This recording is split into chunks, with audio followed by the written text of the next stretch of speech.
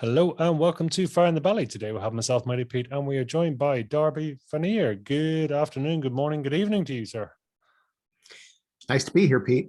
Listen, thanks for coming on. It's always great to meet new people and all the way across the Atlantic. So really just to give everyone a bit of a background. So Darby is based 20 years, has 20 years of experience in leadership development and strategic consulting.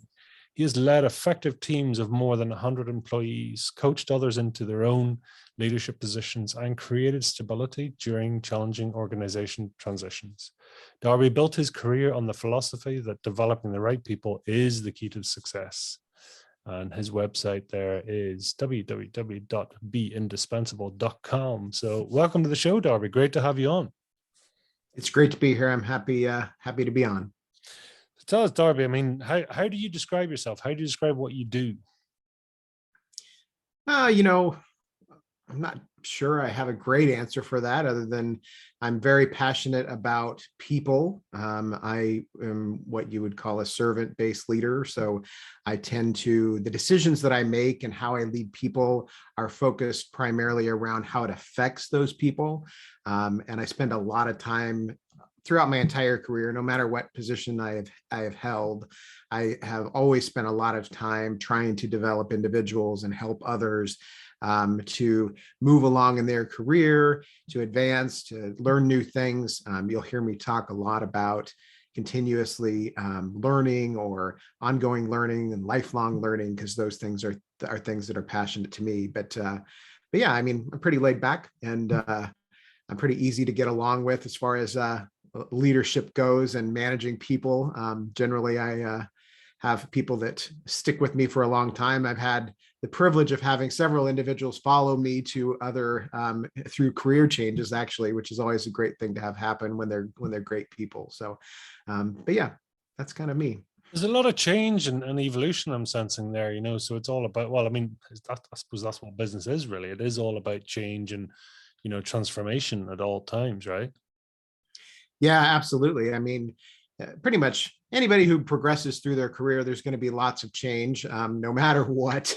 And I certainly, as I always tell people, when I coach young leaders in particular, like you really never know what's coming. Some of the things that I did in my life, I never would have guessed that that's what I would have been doing. At one point for over 11 years, I ran a livestock association for alpacas.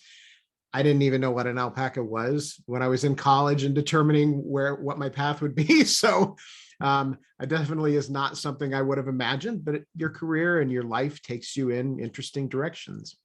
I was going to say, I mean, do you tend to sit in a certain niche? I mean, in alpaca management is quite something. Yeah, no, I really don't. So if you look back at my career, it's been kind of diverse. So I started out in retail. Like I was a manager at a 22 screen movie theater. I was one of like 6 managers at a 22 screen movie theater.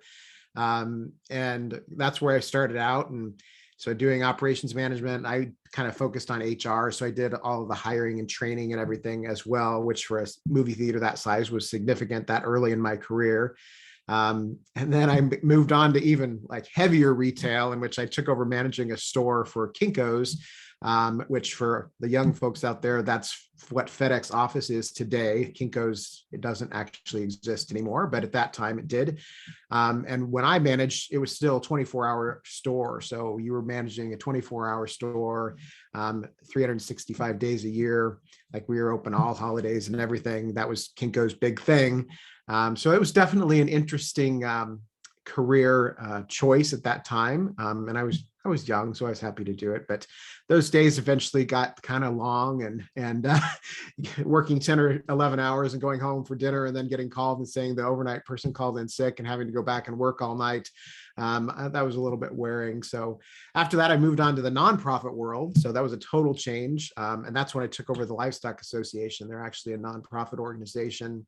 Again, so it was advertised, they didn't put the name of the company. And I always tell people, if they had put the name of the organization, I probably wouldn't have applied, because I would have thought, how big can it really be? So it just had the description of the position and running the company, reporting to the board of directors and all of that sort of thing. And then I got the interview because they were going through an agency, and then you find out who the company is. And I had to look up what an alpaca was. I had a general idea that it was like a llama, but that was the extent of my knowledge of alpacas at that point. But yeah, I kind of went in there and took over at a challenging time in that organization's evolution, and kind of first fixed a bunch of things and then grew that organization, but learned a ton of information about alpacas, obviously, and everything from, alpaca breeding and the decisions that go into it, and alpaca DNA testing and how they verify the parentage of the bloodlines and all of that stuff. And I actually got to a point where I was teaching classes on it and speaking on it and everything. So again, that like totally points to that you have no clue where your career is going to be headed. I was not educated in alpaca DNA testing or anything until I got to that point, but it certainly went in that direction. And then I moved back into the for-profit world, into where I'm at now. And I work for a leadership development company where we do coaching, leadership training, strategic planning for companies, and that sort of thing. So that change has also been interesting. So kind of have done a lot of different things out there. And out of interest, I mean, what is it you look for in a company, I suppose, from that aspect, what, and how you can be of service to it and it can be of service to you? Yeah, so there's a couple of different things I think that I look at. First off, I don't start looking until I feel like I'm to a point where I've done everything that I think I can do to help a company. Once I reach that point, it starts to feel like, it may be a good time for somebody else to take this and run with it. So then I kind of start keeping an eye out. But as I start examining companies, what I'm really looking for is the first thing is I'm looking at what it is that they do. So I really want to make sure that wherever I go, that company is trying to leave things in this world in a better place than they found them, essentially. I know that sounds cliche or corny, but every decision that I've made, with the exception of the very first one when I went to the movie theater, because that was right out of college. So at that point, you're just trying to get a job. Although I loved working there, don't get me wrong.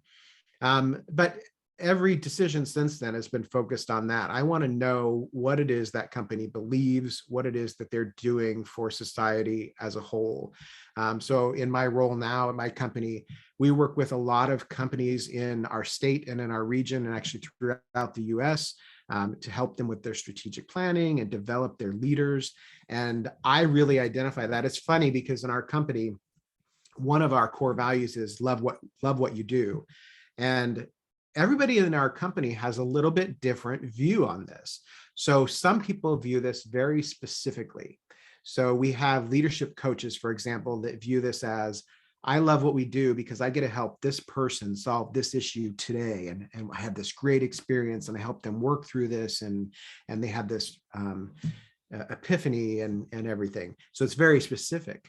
But then there's other people like me, I view it much more broadly. So as I look at it, I'm looking at the fact that we're developing in these people who are helping to make great decisions in the companies that they represent. And those companies are providing jobs in our community, in our state, in our country, and they are growing in that and helping out society as a whole. So that's how I view that. And that's really what drew me to this company. Now, if you go all the way back to my days when I made the decision to go to Kinko's, that was a much different discussion. I mean, they make copies, they do printing. What's the big deal there? And this is actually illustrated really well by an interaction I had when I was there. I had a salesperson. We had multiple salespeople that represented multiple stores. So I worked with several different salespeople in our community that all represented like 3 different stores. And I was talking to her one day, and I don't even remember what the issue was, but it was some issue with a client or with a customer and about their print order.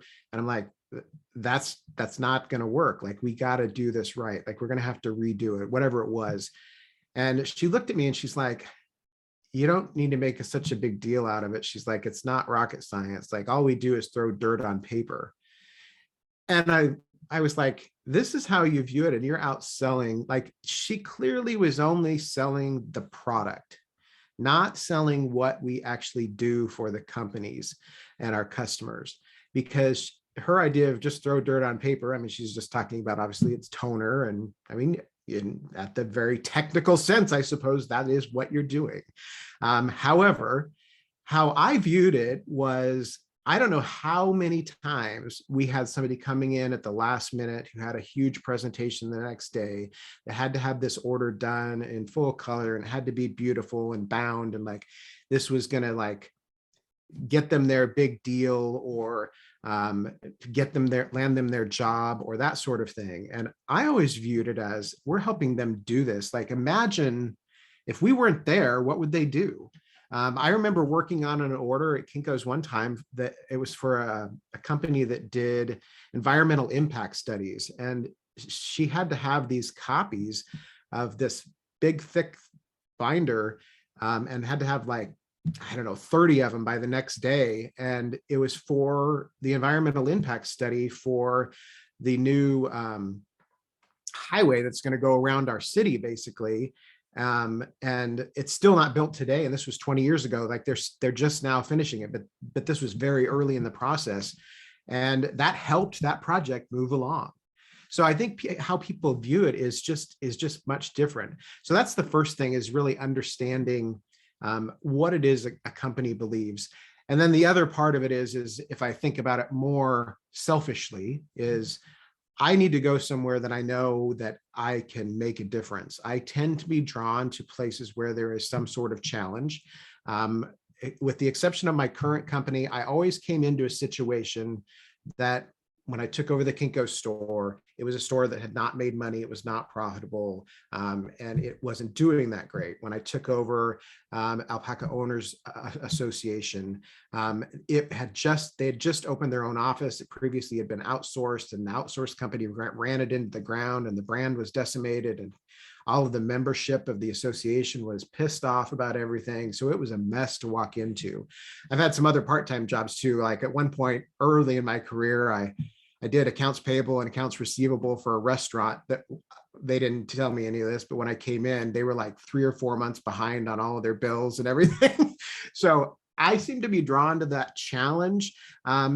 And that's important to me. Like, it's important to me that I'm able to make a difference within the company and help out the company, which helps out, again, employing the individuals within that company and helping them grow and develop as well. So it's interesting, isn't it? I mean, the product's almost irrelevant, right? It's the service, it's the customer care, it's the, sort of taking it seriously. As you say, it's not just dirt in the paper. It's, it could be anything, right? It could be top secret. It could be God knows what, Yeah, that's exactly right. It's not a specific industry or anything that I'm specifically drawn to. I think it's, again, it's the position, it's the company, what they do, and the challenge that they're trying to overcome as a company and what they provide. That's always been what's most important to me. It's a great thing because it means that I can be that diverse. I will say that it's a challenge too, because when you do go to interview, they're like, why have you done all these different things? You haven't really specialized in anything. And I'm like, well, I specialize in like solving problems and growing people and helping develop individuals and helping a company scale. It's not specific to a company. And that's an interesting thing. And it can be a challenge sometimes too, when you're trying to find that next step. I was just going to say, I mean, what's your superpower, do you think? I mean, what's your actual niche or your forte? Yeah, I mean, it definitely is building relationships, in particular internally within companies. So I build very strong relationships with the individuals that I work with. And when I say that, I don't mean that I'm friends with everybody. I'm friendly to everybody. But I just established a high trust relationship with individuals.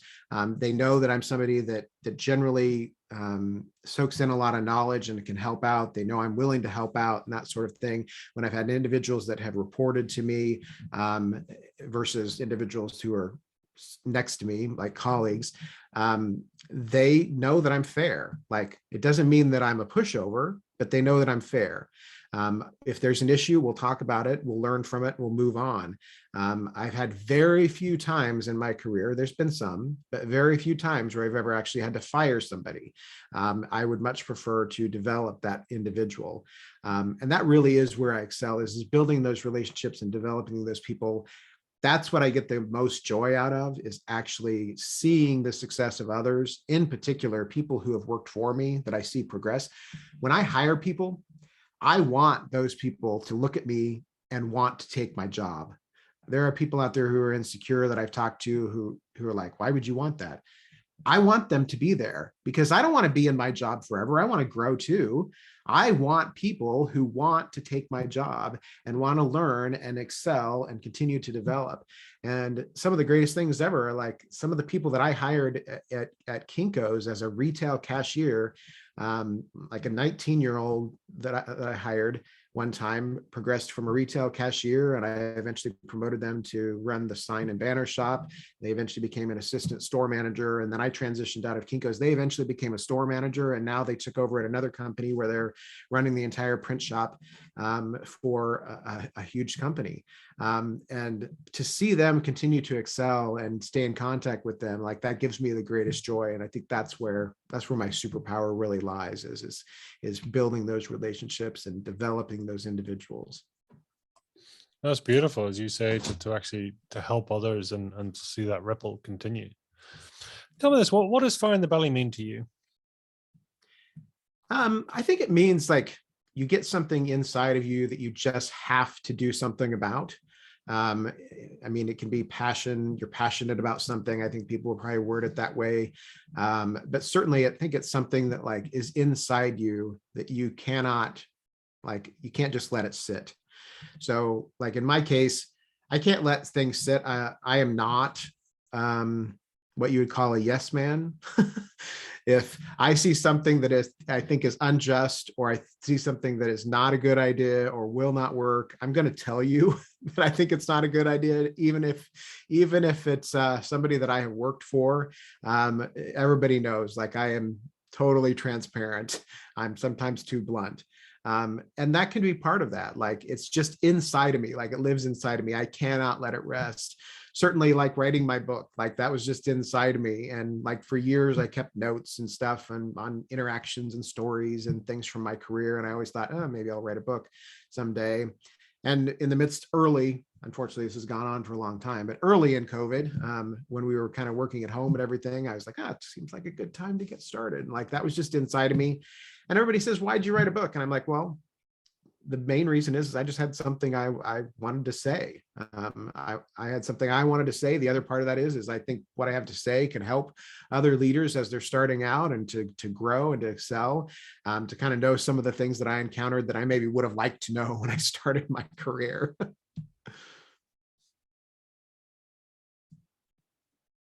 What out of interest, I mean, what was your intention with the book? So I know you were so saying there to help others, but I mean, was writing books, I take it, as a new thing for you? What did you want the readers to actually gain from it? You know, was it supposed to be almost a blueprint? If you do this, this will happen? Or tell me, what was your intention?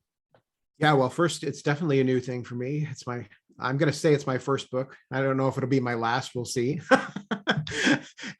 It's funny. I just released it just a couple of months ago. And like within the first few weeks, people are like, oh, when are you starting your next book? And I'm like, let me get this one out first.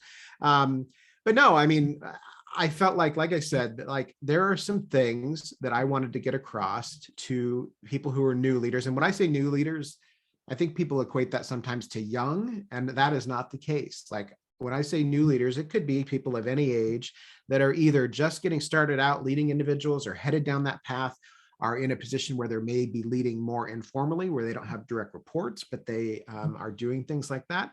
It could be somebody later in their career who's just looking to pick up some extra tips and try to deal with some situations they haven't encountered. So the first thing is to be able to convey that information that I felt was of value. The other part of it is that the premise of my book really deals with the fact that I want everybody to stop looking at things as this or that. So I actually start the book with this discussion of, you've heard people say, and maybe somebody said it to you, are you a leader or are you a manager?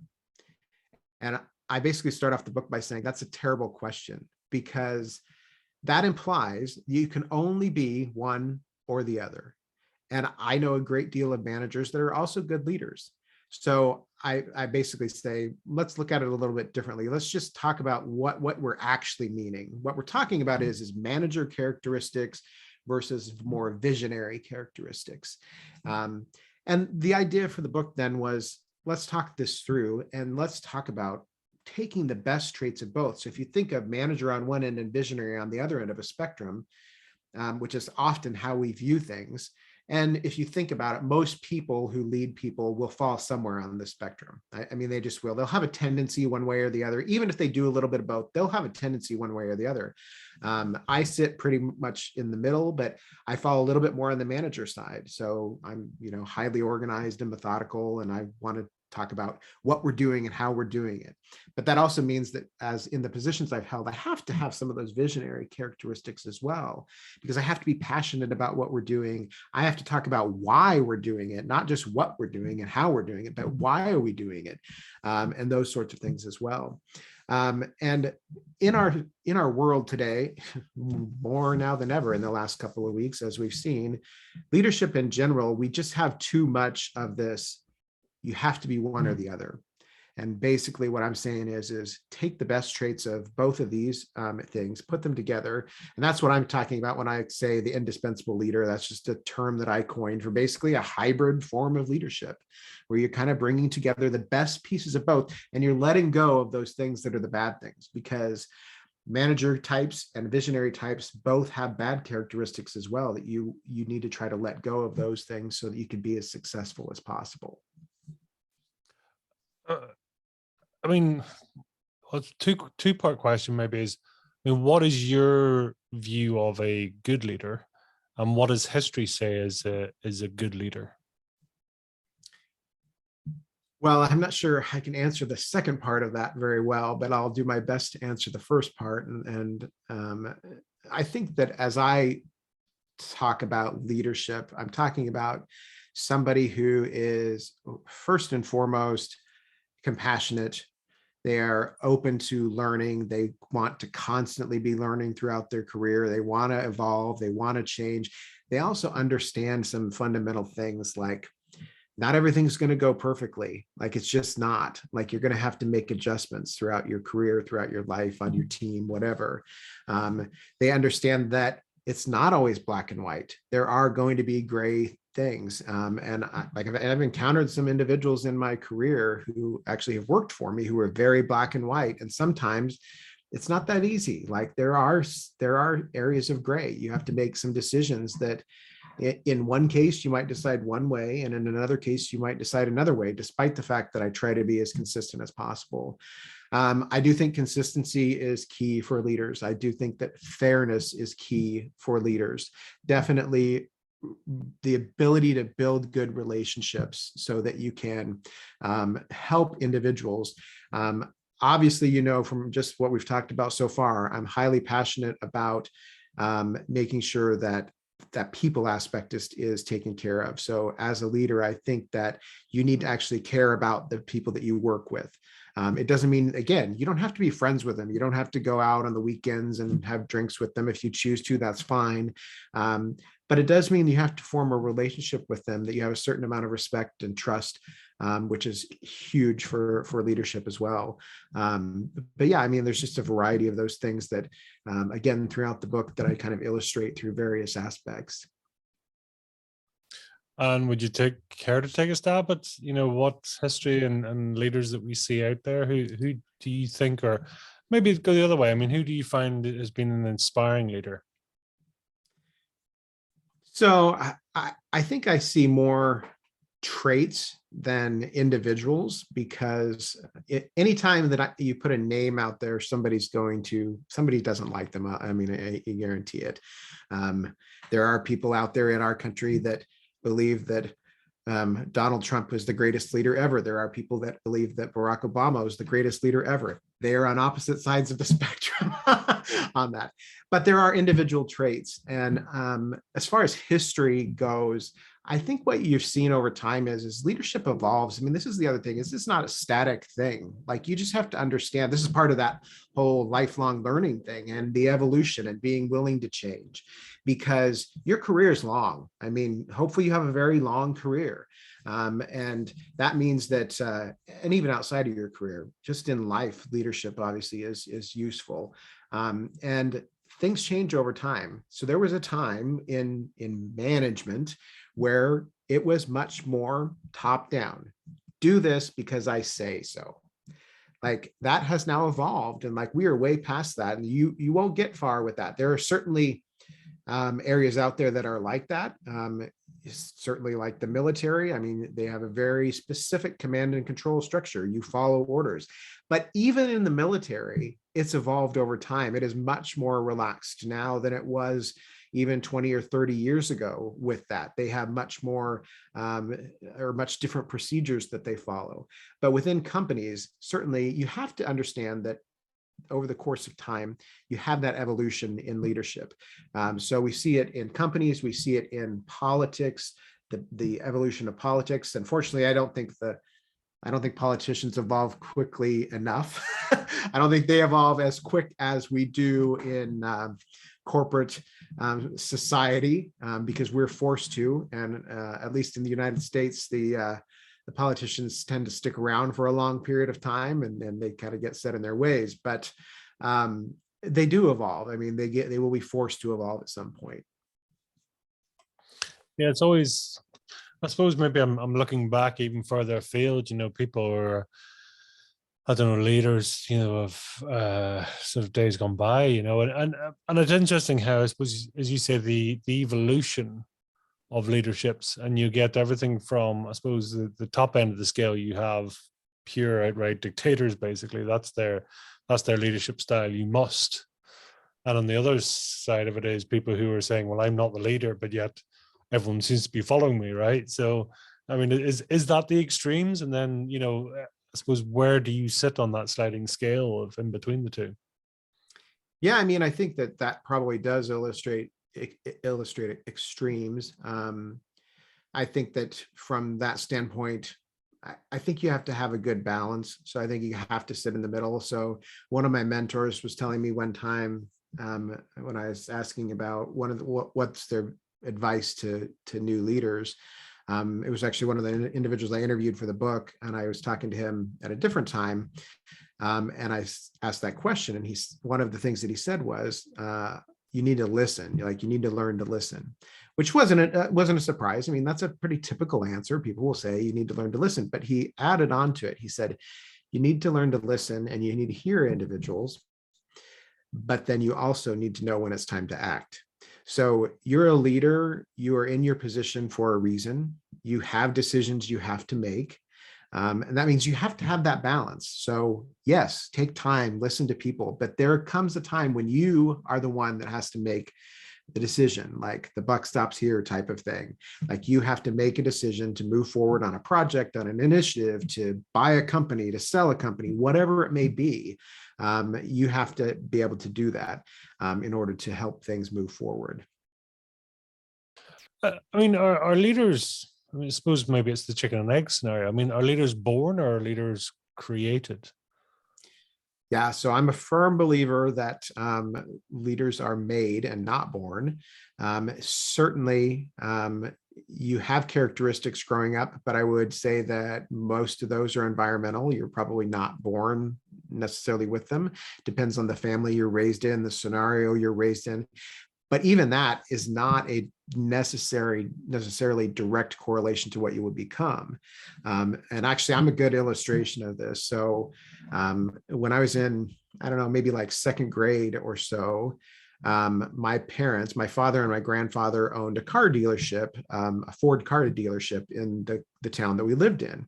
This was in the early to mid 80s.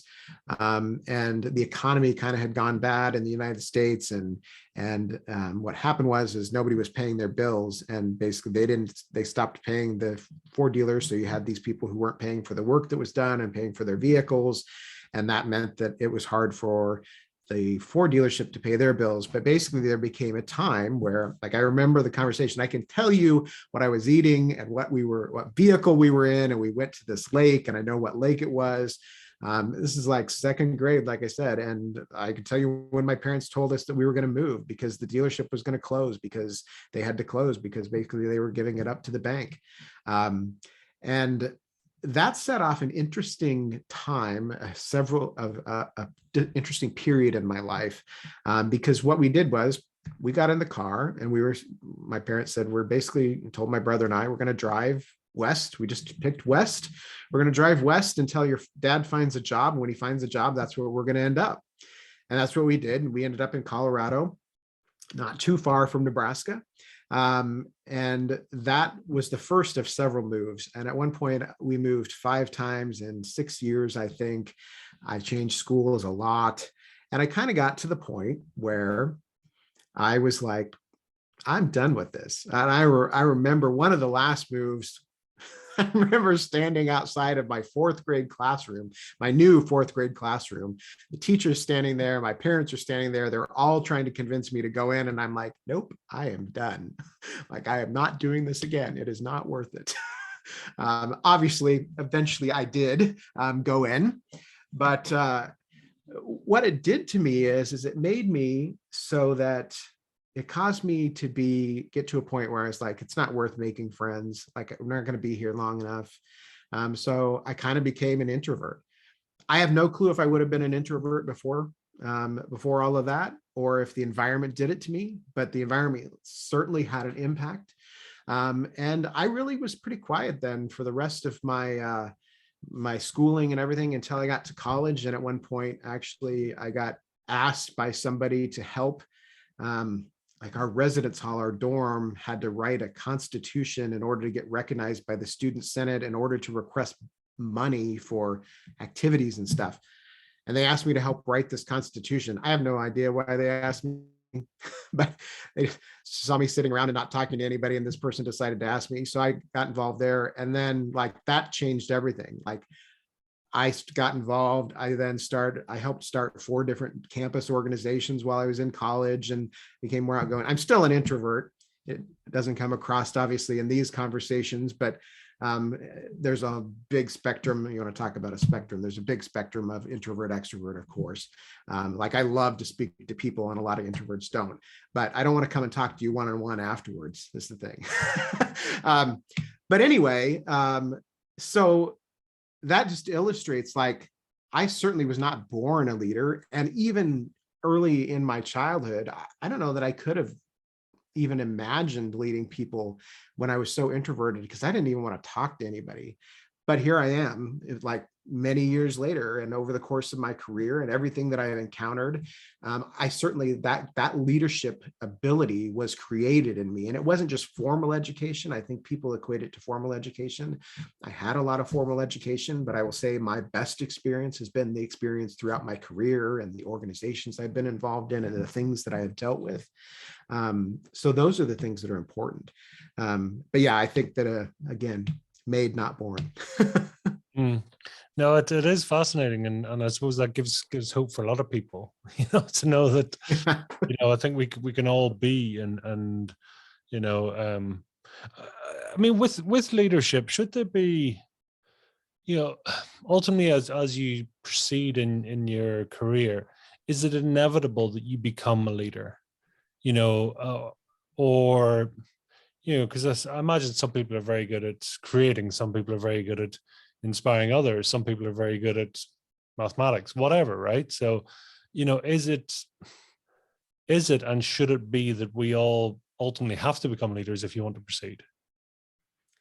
I don't think that it's inevitable. I think that everything in our lives has some aspect of leadership, of course. So you're going to have some ability, even if you don't use a lot of it, whether it's in your career or you have people that are very good who choose to volunteer more. They don't want to be a manager in their whatever business they're in or whatever they choose to do. They want to do their thing, get paid their money, and go home for the day. And that's fine. Like, that is perfectly all right. They're passionate about what they do. They do a great job.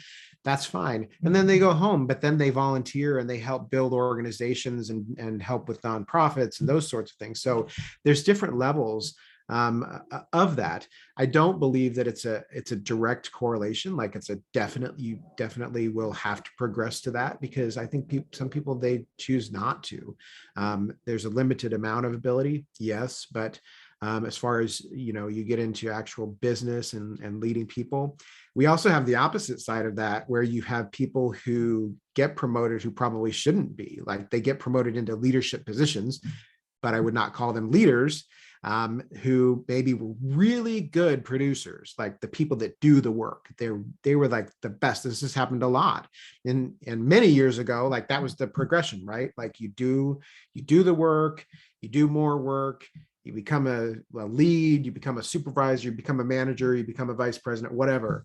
And it's just that. I think that a lot of situations we've evolved, and it's more about actual ability and everything now. But we certainly have cases where somebody was promoted just because they were next in line, and maybe they shouldn't have been.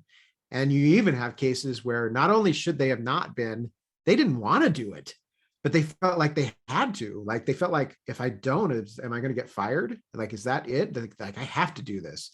And that's not a great thing either. Like we have to understand that there's that side of the spectrum also, that there are people that just don't want to, that they just want to be really great producers, and that's fine. Like we need those people as well. And what's been your experience? I mean, that sort of that promotion aspect, I imagine, is quite common, but I mean, quite often, unfortunately, those promotions come because somebody's left or there's a void, right? So then somebody has to step up, and it's a case of going, well, we kind of need to train you, but we also need you just to get on with it. And you're like, Yeah. hold on, 5 minutes ago I was doing a different job and these were all friends, and now you're asking me to manage these people, right? So it's a different skill set, it's different.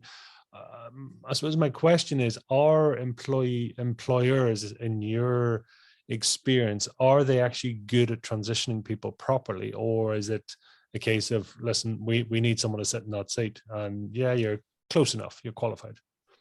Yeah, I mean, I think like anything, there are some that are good and some that are bad.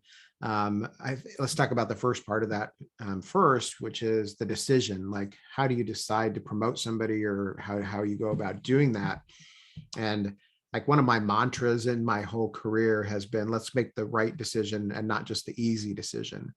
Um, and it's worded that way for a specific reason. I mean, it's hard, but you should try to make the right decision, which means that you should really examine the role that you had, not just the person who was in the position and what they looked like, but what skills are you lacking now? Like, what are you actually trying to solve? Like, what skills are you actually trying to find? And then go out and find people to fill those skills, because what you want to do first and foremost is hire somebody who is going to make your company better. Like, you don't want status quo. You want somebody who's going to make your company better. That might be somebody internally, but it might be somebody externally. Now, the problem comes in, and I've been in this situation, believe me, especially if you have a high amount of sales and you're really busy right now, and suddenly you lose a key person, you really just want to move up that next person and have them keep going at it, which I think is what you were getting at. And it is so important to not do that. You really just want to fall back on it, but it's a bad idea. You really need to spend the time to evaluate what you actually need. And maybe that person that's next in line, or side by side or whatever, maybe that is the right person after you examine them, but maybe they're not. And you really do need to make the right decision long term. And if that means that you have to kind of hold off on work, or maybe turnaround time slows down a little bit, find ways to do that so that you make the right decision, because it is much harder. If you put the wrong person in, there is a much greater chance of damage than there is if you just hold off a little longer to find the right person. That's just too big of a risk. And I think it varies by company. I mean, sometimes they're just so focused, head down, they're so busy. Like I said, just put the next person in. We got to keep moving, because it's easier to hire somebody down the line than it is to hire for this role. So just move them along. Let's keep going. And that'll work for a time. But what'll happen is eventually that's going to out, and then it's going to cause an issue for you down the road if that ends up not being a good match, and you don't want that either. I mean, is there an organization that's sort of a well-known organization that is, seen or good at sort of managing their leaders and promoting and structuring it all the way through? Is there anyone that stands out for you? I don't have any in particular that I would specifically call out, because I think, again, it's one of those situations that, like, every company is good at some things and not good at others. So sometimes they're good in some areas and not great in others. And it makes it really difficult to call out a particular organization, I think. So, I mean, for that, I suppose, looking at it from the organization's aspect with leaders, I mean, what does an organization need to do? Is it about, building up their processes? Is it about being very clear what their customer journey is, how they work, what they do? Is that key for them to then be able to then communicate that to leaders? Or what have you found to be useful? Because I noticed that, a lot of the people you talked about with your jobs and, the people that you've been involved with, they're quite big chains, right? They're quite big, I'd imagine they're quite system and process driven. Is that a fair statement? Yeah, so I mean, I think all of the above, first off, but as a company, is it trying to examine, let's just talk about how do we improve the people side and the leadership of our organization. So as they're looking at that, first and foremost, they need to look at what is the culture of this company. So if you think about what are the things you truly believe, like what are your core values of your company? And I don't mean, oftentimes you see companies that'll throw their core values or their mission or something up on the wall and it just sits there and whatever, but I don't mean that. I mean people that actually understand and live those values. So the first thing is go, and you have to talk to your employees, and you got to do it in a way that they feel comfortable sharing. Because what you need to understand first is what is our true core values? And what I mean by that is what is it we actually value as a company? Because we may say we believe in integrity and everything, but if we talk to our employees and they say what we value as a company is get your shit done and keep your mouth shut, then that's what your actual core value is. Like if that's what your company believes as a whole, that's actually what it is. It's not honesty and integrity and whatever you got hanging up on your wall, because those things do you no good if that's not actually what you believe. So sit down and figure out what those things are. If they're not what you would like them to be, then you need to enact a plan to change that. And that is a long process.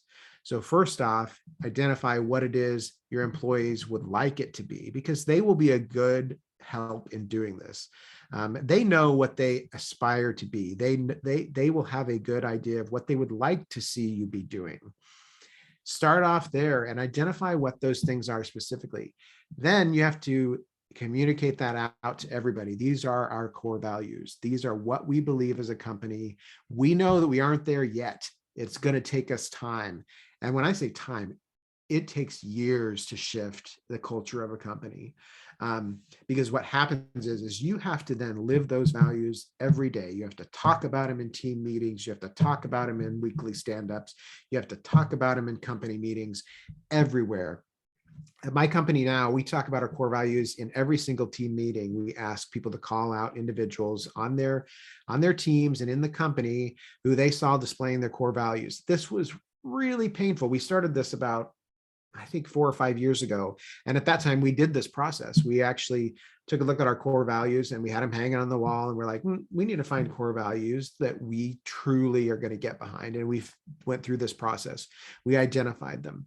And then it was very painful at first. Like, it's not natural for people to sit in a meeting in front of other people and say, hey, Pete, I really appreciated the fact that you did X. It just shows one of our core values at our company is better together, as I mentioned. It just shows how better together we are. It was a great illustration of that. One of our core values is get shit done. Hey, Pete, I saw Pete do this thing for this client. You got it done. It was challenging. Like, it is not natural for us to call each other out. It took years to do this, but we are to the point now, everybody looks forward to that now in every team meeting, to actually talk about that.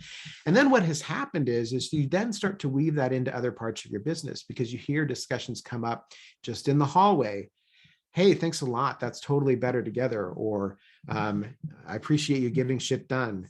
Or, hey, I see you're going to this conference. That's great for our continuous learning core value, and those sorts of things. And then you also start to build it into your hiring process and your onboarding process and everything. As you hire, you should be using these things to hire, to make decisions on development, to make decisions on firing. If they are not a core value fit, you'd either need to help them improve, or they will have to exit the company, because it doesn't make any sense to keep them on. So as you're trying to shift the entire organization to change this, unfortunately, you will have that case. Like, you will determine you have the wrong people in some cases, or they will make a decision that they don't identify. Maybe they liked the negative culture and you're trying to get away from that. They will make a decision to leave, and that's fine. You have to plan on some of that, and it will take time, but you need to evolve that, because that's going to help you then set the stage to actually build strong leadership. This is not for the faint of heart. Like building this kind of a company, it takes a tremendous amount of time. You cannot, turn on a dime. It takes a long time to turn this ship. So you got to be committed to it over the long haul. Unfortunately, in large corporations, it can be a little bit difficult, because they have a lot of changeover in management and that sort of thing. So oftentimes in those cases, when we as a company are working with those, we try to focus on departments.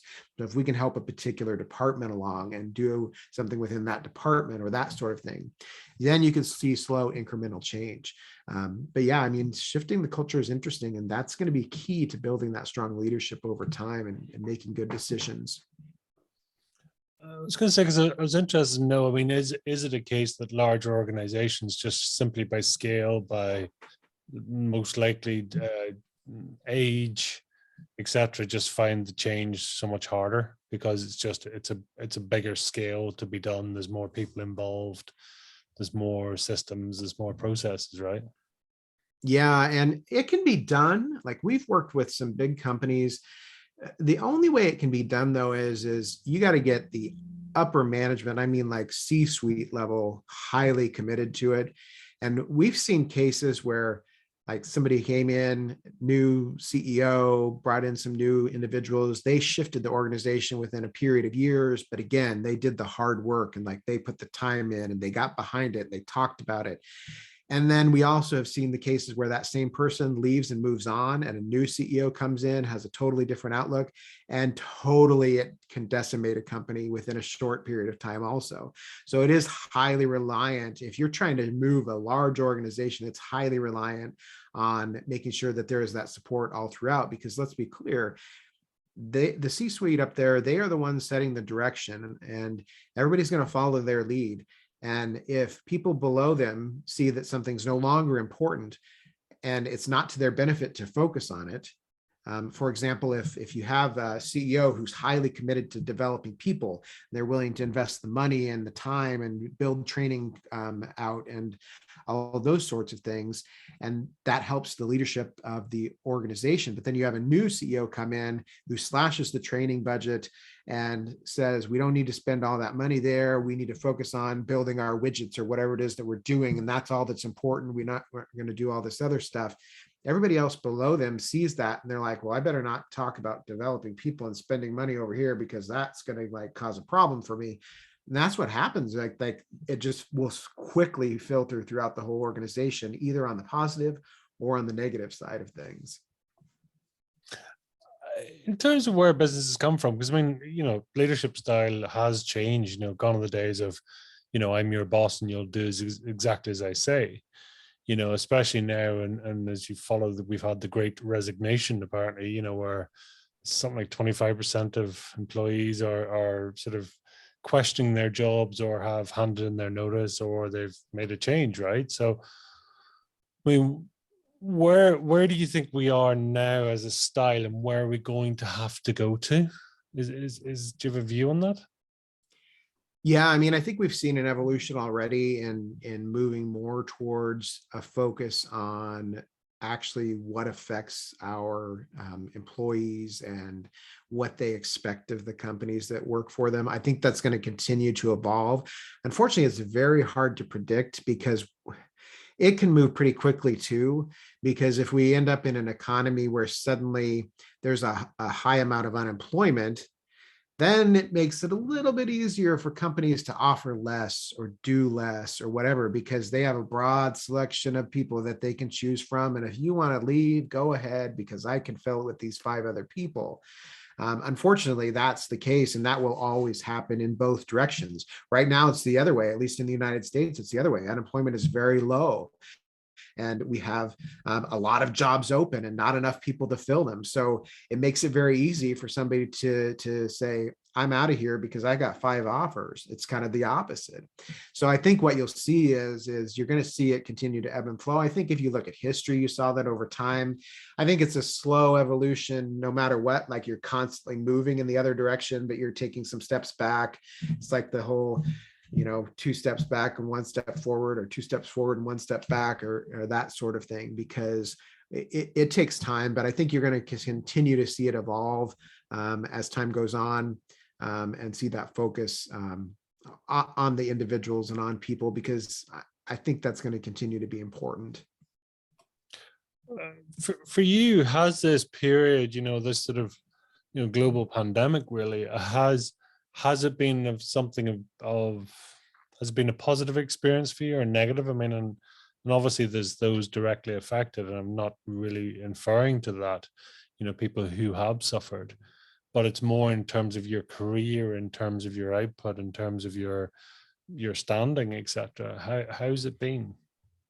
Yeah, I don't know if I could say that it's changed a lot for me as an individual. What I can say is that within the leadership industry, so in the industry that I'm in now with leadership development, what it has caused is that there actually has been a heavy focus from companies on developing individuals, as they had, ironically, as they had some time freed up. Yes, a lot of people have lost jobs or had to exit the workforce, and that's awful. But there has been a situation where you've seen some companies who have actually said, we're going to invest in our people during this time so that we're prepared moving forward. One of the things that I will say is that any type of crisis, and you can use the COVID pandemic as an example of this. And I remember really early in the pandemic, I think it was probably in May of 2020, I was part of a group of business leaders in our region that got together on Zoom.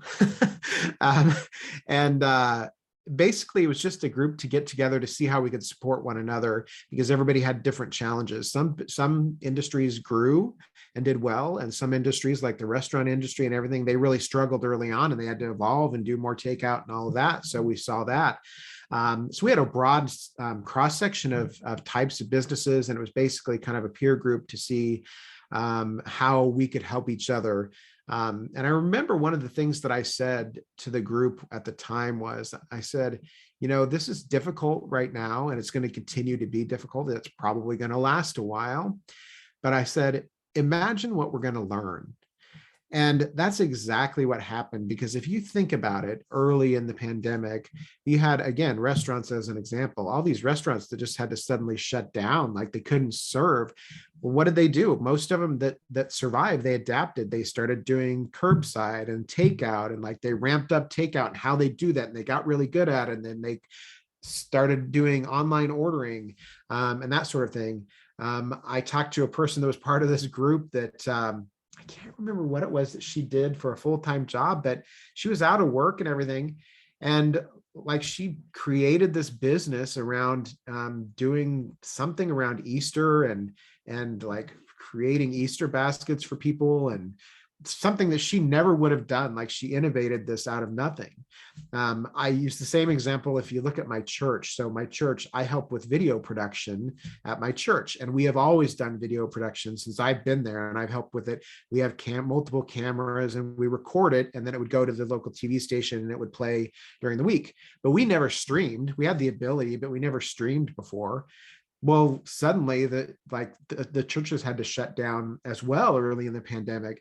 So we learned really quick and we evolved. We started streaming. We learned how to like put the song lyrics on the bottom of the screen and overlay them and everything. And we got really good at it. And guess what? The churches are back in person, of course, now, but we're still streaming also because we have the ability to do it. And that's what I mean is crisis is interesting because it really can bring out a lot of innovation. The other thing is I think that people underestimate, it also brings out, specifically with regard to leadership, it brings out people's true leadership style. So I don't know if you can relate to this. I'm certain that some of your viewers and listeners can relate to this. As you look at the pandemic or any other crisis, what you see is that people's true leadership style will come out. So what I mean by that is you can hide a lot in good times. You can hold yourself back. You can control certain impulses or urges or how you act. But in a time of crisis, when you have to make quicker decisions, when you're more stressed, a lot of that goes away, and you will see people's true leadership style. Either the doer in them and the helper in them really comes out, and those are the ones that are the most successful, that had great teams, the teams that stuck with them. They still had to make difficult decisions like everybody, but they had teams that stuck with them. Or you have the other side where their true nature came out and it was dictatorial, and they're like, you should just be happy you have a job now and do what I say. Those are the ones that when things got better again and jobs started coming back, guess what happened? Those employees were out, because they're like, I ain't going through that again.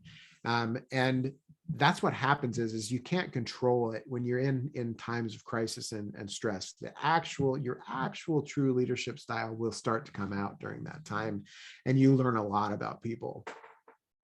That's so true, isn't it? I mean, crisis can be great. It can be a turning point for people, but it does force people to have an opinion, right? To either, sort of stand up or sit down, right? And you can really see, there's a great saying here. It's like when the tide goes out, you can see who's really, wearing the trousers, and what's going on, for that. So it's just curious, do leaders, is there a set evolution or of leaders, different scales, different size, different experience? I mean, is there a sort of a trodden path, if you like, of leaderships? I think there is, because again, everything is so environmental and what you're exposed to and the experiences you have. Sometimes you have those early in your career, sometimes you don't have them until later in your career. So I think it can vary a lot for individuals. It also will change your leadership style, because the thing is like everything you do is based on your set of experiences. So your experiences really dictate how you think. And then how you think actually dictates then how you actually act in your behavior. And those actions and behaviors are actually what determine what your results are, which leads to your success, or in some cases, their lack of success. My company calls this the success chain. People refer to it a lot of different ways, but my company has coined this term, the success chain. So basically saying that you have this set of experiences, and that's what everything is based on. And because everybody's experiences are different, it means that every outcome is going to be a little bit different. One of the things that I talk about, this is a good illustration as well of this.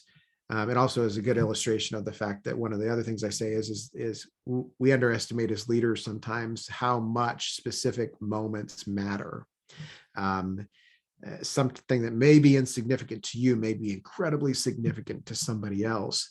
But one example of this is when I was just starting out my career at the movie theater, one of the things that we used to do is every Thursday night, this is in the days before digital movies, so everything was still on film. And every Thursday, you would get the new movies in, and the old movies would get sent back the next day because the new movies opened on Friday. So you would get them on Thursday. They would come in about individual reels, about 6 to 8 reels. And then every Thursday night, what you had to do is do this process called building up, where you basically take those 6 or 8 reels and you splice them together onto this big platter into one big reel, so that they're ready to go for the next day, so that they can go through the projector and everything for that. The opposite of that also happens. So the movies that are leaving the next day have to be what's called torn down, which is they basically take the big reel and unwind it and put it back on the individual reels and break the splices, and it goes back on its 6 or 8 reels. Well, when I managed, I would always finish my managerial duties on Thursday night, and then I would go help the projectionist because I wanted to get out of there sooner, and I couldn't leave until they were done. And you're talking at a movie theater, I got done with my managerial duties at 12:30 or 1 o'clock in the morning, because that's just when everything finishes up. So 12:30 or 1 in the morning, I go help the projectionist, and I'm helping them tear down one of these movie prints. And it basically is on this giant platter, kind of like a big, huge plate that's like 6 foot in diameter. And it's all one big film that's wrapped around the center ring. And this ring has pegs that go down into the metal platter that hold it on. And basically you kind of wind it out, and then you start it. You have this knob that you can turn, and you can speed it up, and it'll start winding on to the little reel. And then when you get to a splice, you break the splice, you take the little one off, and you put another empty one on, and you continue the process. So I'm in a hurry. I would like to get out of there sooner rather than later. So I speed this thing up, and it is like flying along here, and this platter's spinning and it's unwinding. And all at once, this thing like flies off the platter into the projection booth. And it's like slow motion. You have those moments that are slow motion in your life where you're like, no. And I'm watching this thing fly across the projection booth. And then I'm sitting there staring at it, looking down at this pile of film, basically. And for those who don't know, this isn't a matter of just pick it up and put it back on. Like, that's not a thing. If you think about, like, if you imagine like a 2,000 or 3,000 foot long extension cord that you throw on the floor and just jumble it all about, or a big ball of Christmas lights when you go to try to unwind them at the beginning of Christmas season, that's what it's like. So I spent the next 4 hours or so pulling out pieces of film, cutting it, unknotting the next part, pulling some out, splicing that back together, and doing this process for 4 hours. I had so many splices in this movie. Like, there is no way it was not going to be noticeable to whoever was getting this movie next. I felt so awful, but there was no other way to do it. And this is my first job out of college. And I'm like, I am fired. Like, I am so fired, because this is going to be thousands of dollars, because I'm sure it was thousands of dollars per reel. And we're talking 6 or 8 reels here. So I finished this up at like 7 or 8 in the morning. And I went home and I showered, and I came back because my managing director was going to be in at 9. Hadn't slept, of course. Came back in. I was standing outside of my managing director's door, just looking at it going, okay, you're going to get fired here. Just be prepared. And I walk in.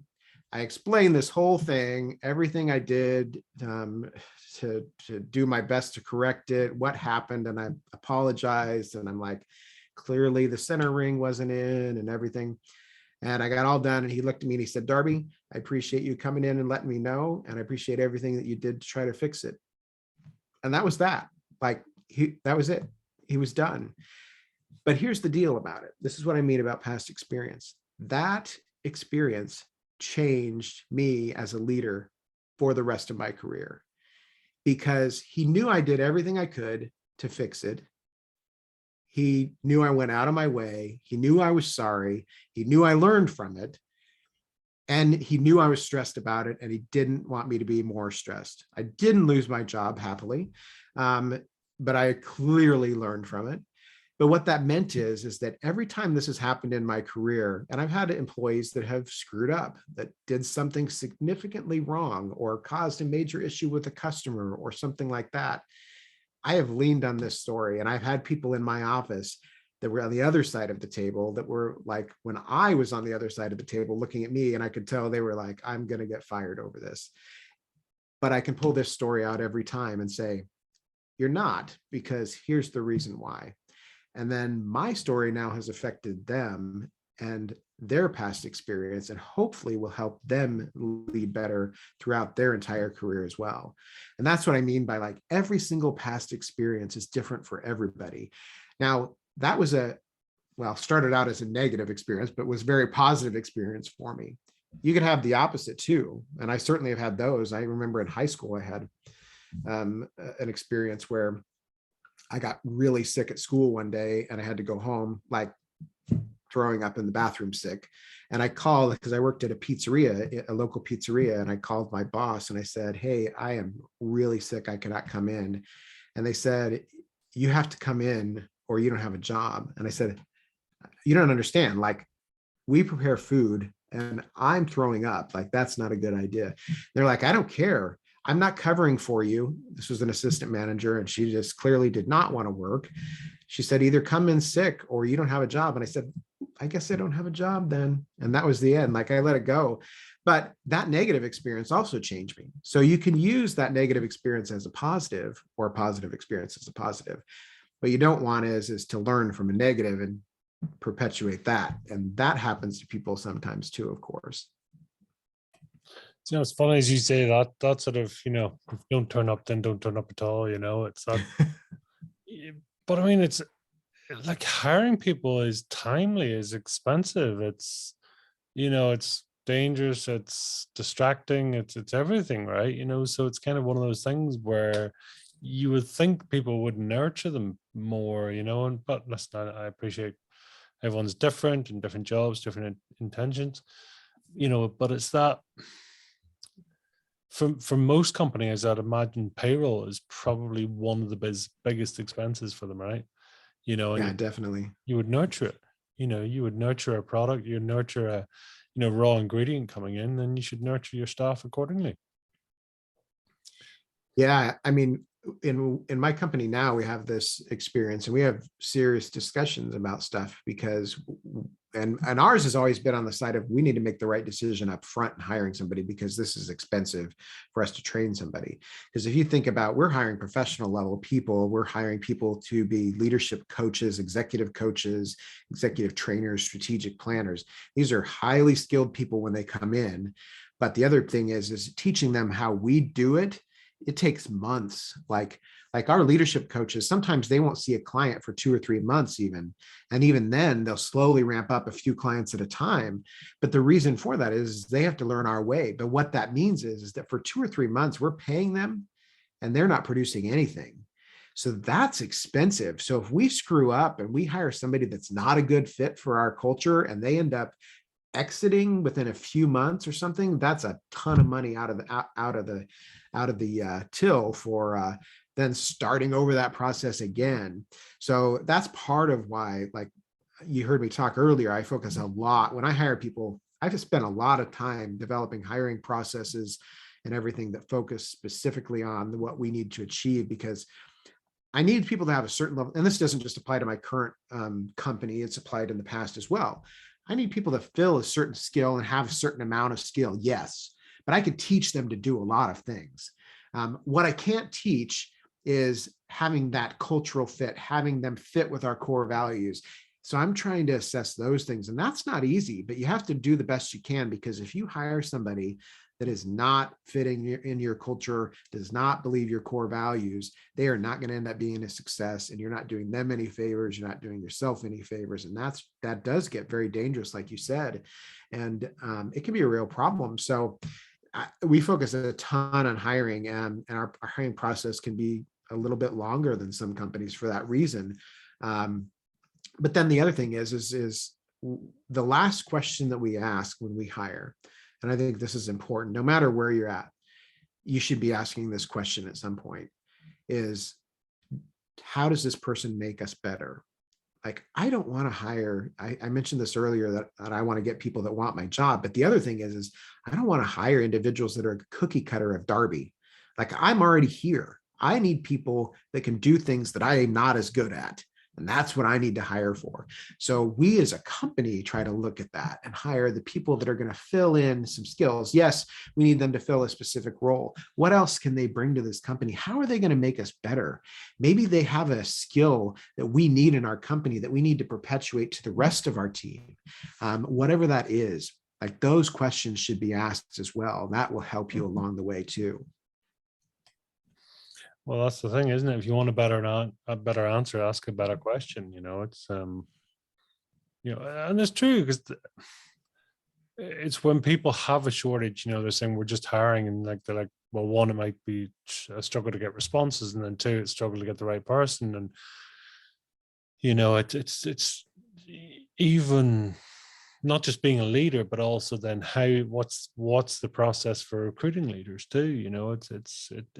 There's so many pitfalls and challenges on the way, and ultimately it's, you rely on humans, then you're going to get the variables, you're going to get the good, the bad, the ugly, right? You're going to get every version coming. So you just kind of have to be, is it just that? Is it preparation, or is it clarity of your message or your purpose, your intention? Yeah, I mean, I think it's all of those things, because it is preparation, but it's also knowing yourself, because you have to really know your company. You have to know your team and the skills that they have and the skills that they maybe lack, because that again is going to help you hire better to fill in those gaps. But certainly that knowing what you actually want, I think clarity, you use the word clarity, and I think that's a good word, because knowing what you actually want, and I don't mean a job description, I mean like, what is it you're looking for? Like, what is the right person for your role that you're hiring for? What is the right person for your company as a whole? If you can't answer those things, then I suggest that you spend some time on that before you go to hire, because otherwise you may end up making a mistake like we talked about earlier that could be quite costly. Yeah, it's having that clarity and vision, really, isn't it? It makes sense, makes it a lot. Did you enjoy writing the book out of interest?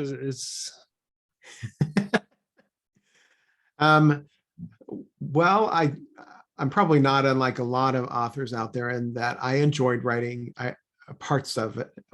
I did not enjoy other parts of it. The writing, actually, I enjoyed quite a bit. Once you get into editing, and I'm probably not alone in this with authors, once you get into editing and you start working with an editor,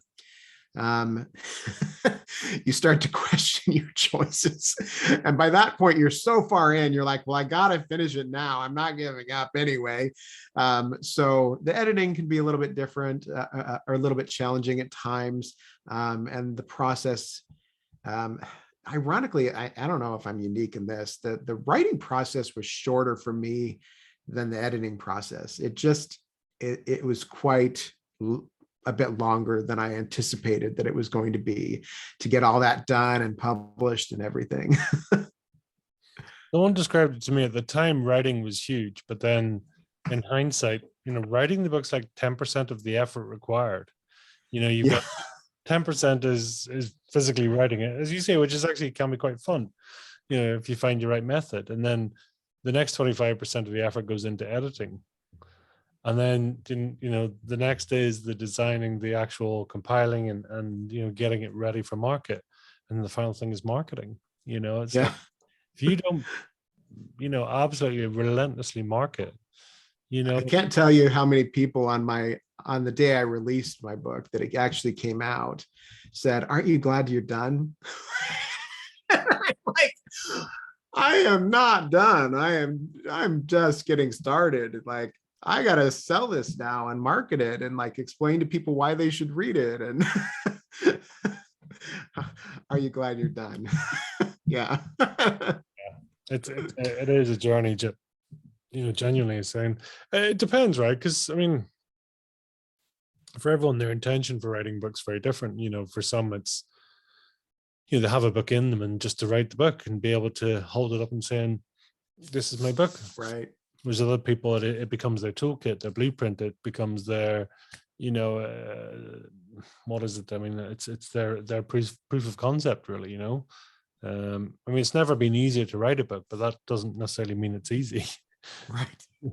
It's that it is that aspect of, getting support, or, you learn a lot about yourself too, right? It's ironically harder to get it printed right now because paper's hard to get. Apparently, everything's delayed. Amazing thing. Apparently, and I don't know if it's true, apparently there's 18,000 new books launched onto Amazon every day. Oh, I would believe it. I mean, just in the community the small community I'm playing in, I mean, I see multiple books a day. So Yeah, it's crazy when you think of it that way, isn't it? It's that, yeah. there's so much. No, it makes sense. What would be your best sort of hope and wish for this book? What would you like to see happen with it?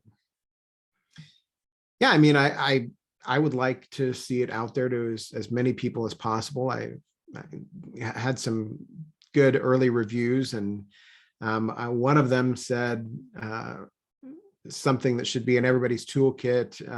It should definitely be used in bachelor level and MBA level business programs. That would be wonderful. Like, that is, like I was saying earlier, that's like one of the reasons I wrote it is to help out people who are just starting out in their leadership careers and everything. And definitely would like to see that be successful. I'm in the latter camp of what you described. I mean, and this isn't just about writing a book and getting it out and then letting it be. Like, I want to build a brand around this, and obviously would like to see it continue to expand as well, in line with kind of what my whole career has been, trying to help people and develop people and see them succeed in their life and their career as well. So whatever I can do to help do that and build that brand, obviously I would like to see that happen. So It's always it's amazing. Well, as you say, one, to see the birth of it, and then two, to get it out there, and to make the most of it. So tell me, if you were to try and describe, for you, what fire in the belly means in one or two words, and then in conjunction with this book, what would they be? I think I would probably say passion and like, what would it be? Like required, this isn't a good way to put it, but like required desire, like a desire that you have to do something. And I think that's going to be the big thing. Like, it's just something, you have something that you need to do. And it can be anything. And you should, follow that. Hopefully that is something for the positive. And like, it's something that, like, it's not an option to not do it. Yeah, it's that thing, right? So it is that sort of burning fire inside you, the one that says, I have to do this. I can't necessarily explain why. I don't, why this and why not something else. Who knows? But it's something that drives you regardless, right? It sort of really sort of takes you to the next level. Yep, exactly. What's coming up for you? Is it a case of, really sort of nurturing this and letting it grow? Do you see this branching in any other ways as well? Yeah, so I just got this released, like I said, a couple of months ago. So I'm just early in the process here of promoting it and getting it out there. And that's the first goal. And then, like I said, continuing to build the brand around that and possibly expand some other things. Maybe there'll be some other projects in the works as far as other ways to teach people and communicate with people as well. Yeah, get it out there and make it. Any thoughts of a workbook or something to go with it? Yeah, potentially. That's one of the things that's definitely on the table, is some sort of a workbook or a course or something like that as well. That's awesome. So tell us, where can people get a hold of this book? Where can they learn more about you and really find out more about what's going on? Yeah, so my website is beindispensable.com, and you can find all the information about the book and about me. It has all my links to social media. I am probably most active on LinkedIn. So you can either get the link there or you can just search Darby Vannier and you'll find me. I connect with pretty much everybody as well. The other thing is if your listeners and viewers would like to get a taste of the book, there's not an audio version of the book yet. I have not gone down that path yet. However, I did do an audio recording of the preface of the book.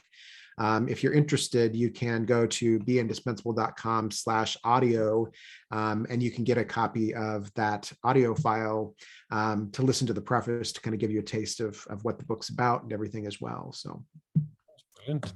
Yeah, learn more, and as you say, get the audio file to let you get the introduction to it.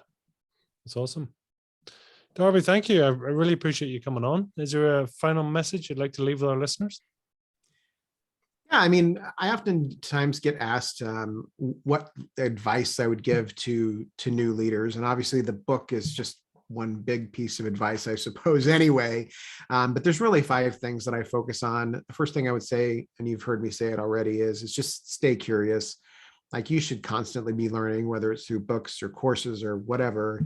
Like, evolve. Like, as a leader, you need to evolve. It will do you no good to just sit and do nothing. The other thing is just understand that not everything is going to be easy. Like, you're going to have challenges. As I said earlier, like, you're going to encounter things that you cannot even imagine right now, either career changes or an international pandemic, or any sort of things. Just understand that there's going to be challenges. What you need to do is view those setbacks, view those challenges as learning opportunities that just help you add to your experience, because it's going to help you grow as a leader. As I also said, listen to people. What I say is listen to understand, though. Don't just listen to respond. I think sometimes when we're listening to people, you hear something, you're like, "Ooh, I need to say this." And then that's all you're thinking about, and you're not hearing anything else that they're saying. So listen to people to really understand what it is that they're trying to say. And then the last thing is to just be compassionate, be kind, like, understand everybody's dealing with something. Every one of your employees, every one of your coworkers, your boss, everybody has something in their life that you don't know about. I guarantee it. And just be kind, be compassionate, and understand that things happen to other people as well, and you're not going to know about them all. So they're going to have bad days. You're going to have bad days, and just be understanding with regard to that. So that's my short advice. Well, it makes sense. I mean, it's almost like how to be a better human too. It's it's just be a nicer person. It just means at least make the effort, or at least sort of turn up for people. The best you can. Yeah, exactly. Darby, that's awesome. Thank you so much for coming on. Thank you for sharing that. And listen, really sort of wish you the best with the book, and just to give everyone a bit of a refresher there with the book. So shout out the title there again so people can get a hold of it. Yep, it's called The Indispensable Leader. And again, on the website at beindispensable.com, or you can find it on Amazon and Barnes & Noble and everything as well, of course. Yeah, that's awesome. Darby, thank you very much, and I appreciate you. And until the next time, thank you. Thanks a lot, Pete. I've had a great time.